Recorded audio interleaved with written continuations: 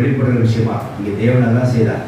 நாம் கெட்டு போகாமல் இருக்கும்படியாக கர்த்தர் தம் அன்பை வெளிப்படுத்தினார். எப்படி? தம் சொந்த குமார் நமக்காக தந்தளினார். அந்த நாள் தான் இந்த நாள். ஹalleluya. தேவவசம் சோத்திரமுக்காக இப்போ இயேசு அப்படியே இங்கே என்ன செய்யறார்? நமக்கு இயேசு தேவன் நமக்கு தந்தளி தேவன் நமக்கு அன்பை என்ன செய்யறார்?